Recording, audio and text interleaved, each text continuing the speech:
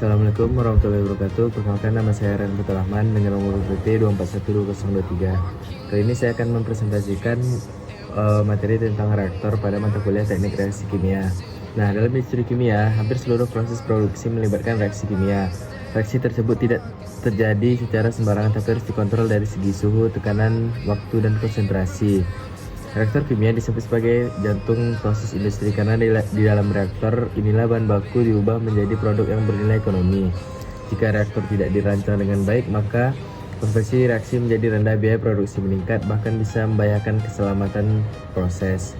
Tujuan utama penggunaan reaktor kimia adalah untuk mencapai konversi yang diinginkan secara aman, efisien, ekonomis.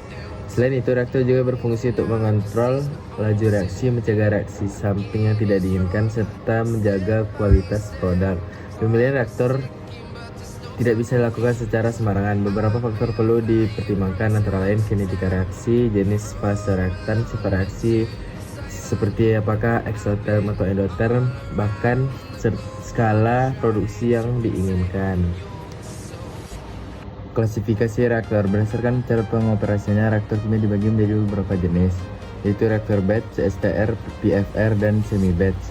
Setiap jenis reaktor memiliki prinsip kerja dan aplikasi yang berbeda-beda dalam industri.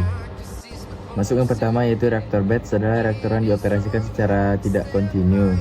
Artinya reaktor diisi dengan reaktor kemudian dibiarkan berlangsung selama waktu tertentu. Setelah itu produk dikeluarkan. Selama reaksi berlangsung tidak ada aliran masuk maupun keluar seperti gambar di sebelah.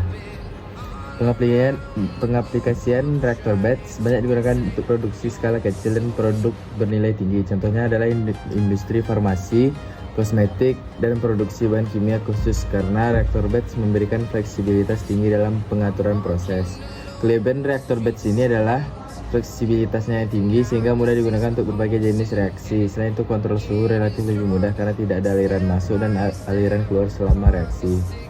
Kekurangan batch reaktor adalah memiliki biaya operasi yang relatif tinggi serta adanya variasi kualitas produk antar batch. Selain itu, waktu inti untuk pengisian dan pengosongan reaktor juga cukup besar.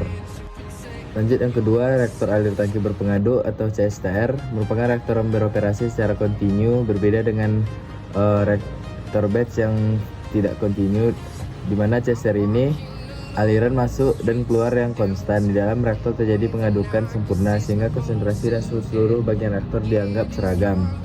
Karena adanya pengadukan yang sempurna, kondisi keluaran reaktor sama dengan kondisi di dalam reaktor yang memudahkan perhitungan desain dan pengendalian suhu terutama untuk reaksi eksoterm.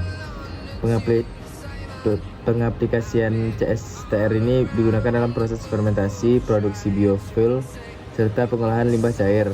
Pengadukan diperlukan untuk menjaga keseragaman nutrisi dan suhu selama proses berlangsung. Kelebihan CSTR ini kontrol suhu yang baik dan cocok untuk produksi skala besar, namun memiliki kekurangan, yaitu diperlukan volume reaktor yang besar sehingga efisiensi volumenya lebih rendah dibanding PFR. Masuk yang ketiga, yaitu reaktor alir pipa atau PFR. Reaktor alir pipa atau PFR adalah reaktor kontinu di mana reaksi berlangsung sepanjang pipa.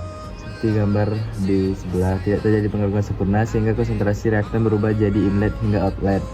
Pada PFR, reaktor masuk dengan konsentrasi tinggi secara bertahap bereaksi sepanjang pipa. Hal ini menyebabkan PFR memiliki efisiensi volume yang tinggi, terutama untuk reaksi berorde tinggi. Banyak digunakan dalam industri petrokimia seperti produksi amonia dan etilen oksida. Reaktor ini cocok untuk operasi kontinu dalam skala besar. Selanjutnya, hubungan laju reaksi dan volume. Laju reaksi memiliki hubungan langsung dengan volume reaktor, di mana semakin besar laju reaksi maka volume reaktor yang dibutuhkan semakin kecil untuk mencapai konversi tertentu.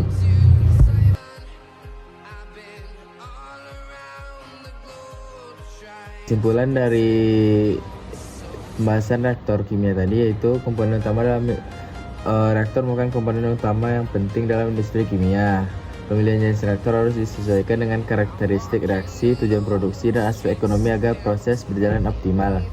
Demikian presentasi yang dapat saya sampaikan. Terima kasih. Saya Ren Fatur Rahman. Bila ada salah kata mohon maaf. Wassalamualaikum warahmatullahi wabarakatuh.